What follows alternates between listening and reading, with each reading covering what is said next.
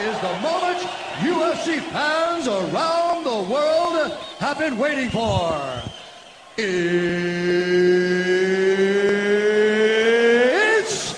time! It is time, and on the Taco Bell hotline, we've got not one but two nonstop, or I should say MMA nonstop. We got Jordan and Brian on the phone on the Taco Bell hotline today. One, I still think in Las Vegas, and one here in sunny 512 Austin, Texas. Gentlemen, good morning.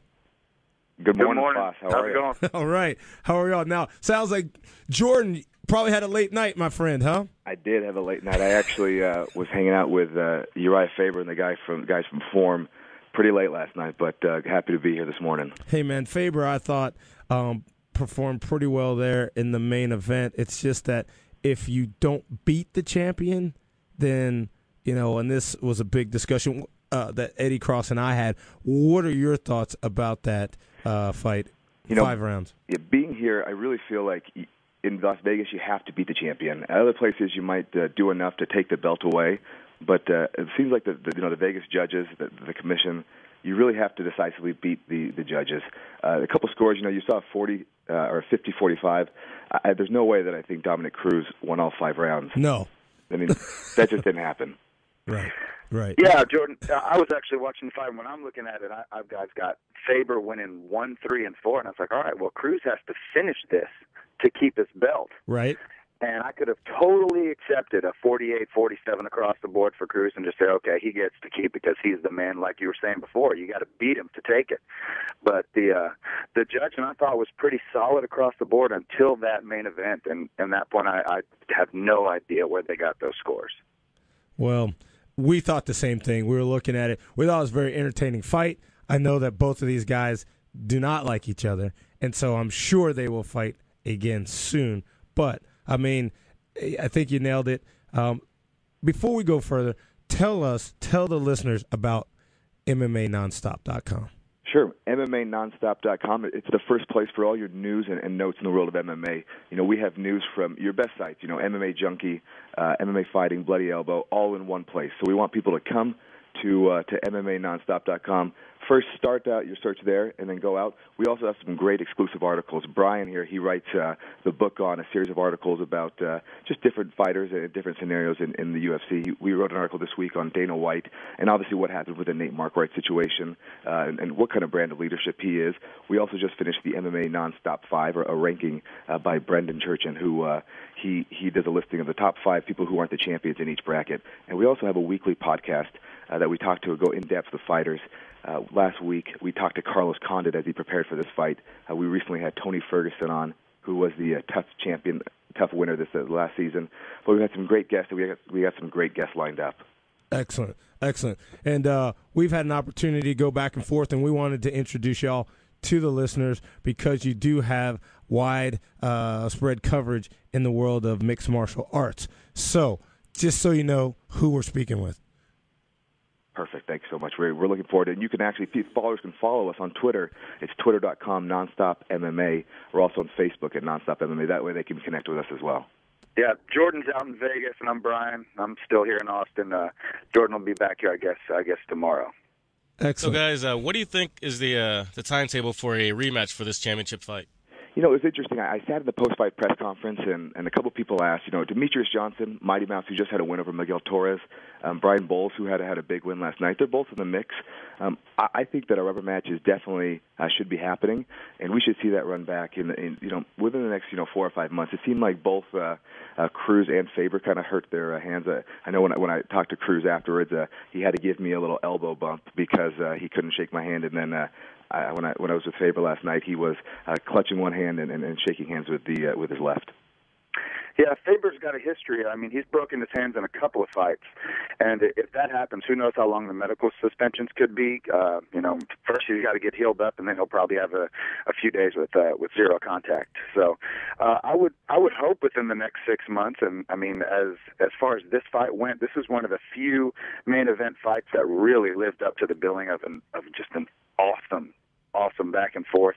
And so I can't wait to see the third.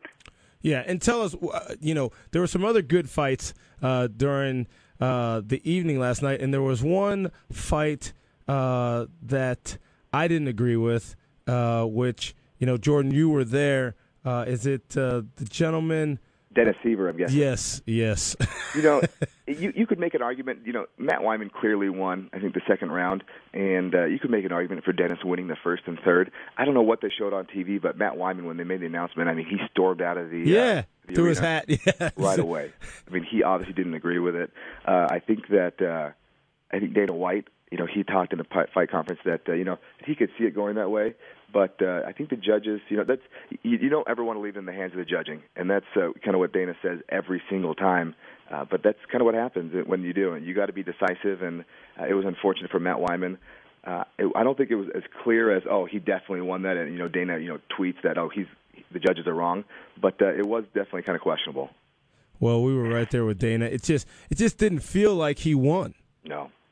And I'm not trying to say that I've done any MMA, but I've, mixed it up a little bit as I've grown up. And you could tell, when you see one guy who got the cut over, on his forehead there with the elbow, and again, bleeding doesn't mean that you're losing, but to me, and for all intents and purposes, it seemed that that fight went the wrong way.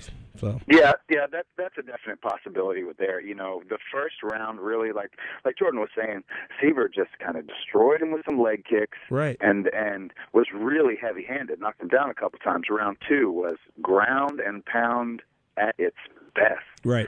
I don't think Seaver stopped a single shot and could not get off of his back. But the third round, it was relatively quiet. There was, a submission attempt and then point striking. I think really that's where Seaver got it. He didn't hurt Wyman at all, but he got his points in when he was blocking takedowns, when he was fighting his way back up. So I think that I saw it the same way the judges saw it, but it was definitely a close fight. Another reason, like I said, don't leave it in the hands of the judges.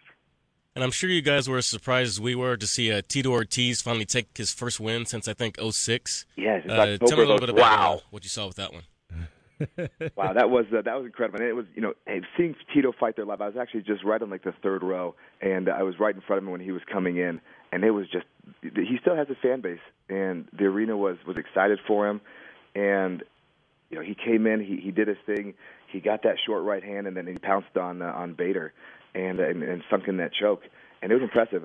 He'd been wanting to do that Gravedigger celebration for a while, and he was all smiles when he came into the post-fight press conference last night and said, it's been a long time since I've been here. So, it's interesting to see kind of what's going to be next for Tito Ortiz. Yeah, absolutely. And, again, we're talking with Jordan and Brian from MMA Nonstop. We are wrapping up UFC 132.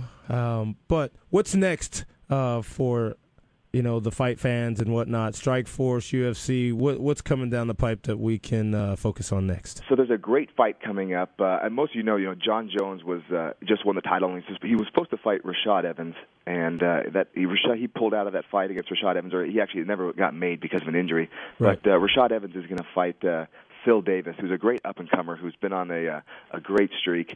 On August 6th is in Philadelphia, and you have a great night of fights. You have Rashad Evans versus Phil Davis. You have Rich Franklin versus Little Nog, so Antonio Nogueira, so Vitor Belfort versus Akiyama. Just all around a great card. You have Chad Mendez from the Forum Athletics guys. He's fighting who should be in the mix for Jose Aldo, but a great night of fights. That's August 6th. Yes, and tell us also, thank you for that, what's going on next for MMANotStop.com. Well, we have a lot of good stuff. This week, we have got some great articles coming up. I talked to a lot of fighters this week. I know we're going to have Brian Stan up in the near future. We're going to get Uriah Faber to come on the show. But this week, I'd look for a couple of editions of the book on by Brian Churchin, and just follow us on Twitter at twitter.com/nonstopmma. And we look forward to, if you're in the Austin area, hit us up, and we look forward to meeting you guys. Excellent. Yeah, absolutely. Excellent. When you end up following us, we have giveaways all the time. So just following us on Twitter and being a part of the discussion with us will get you a chance. We've given out, I know we've got lots of signed stuff from everybody from Cain Velasquez to Uriah Faber. We've given that all out, T-shirts, etc. So, yeah, give us a follow. It'll definitely help you out. We got a ton more stuff. We typically go watch the fights at third base, and we'd love to have you guys come out there and see us there. All right. Well, we appreciate it. We do our thing over at Twin Peaks, but you know what? There's more than one way to skin a cat, even though we don't like them. But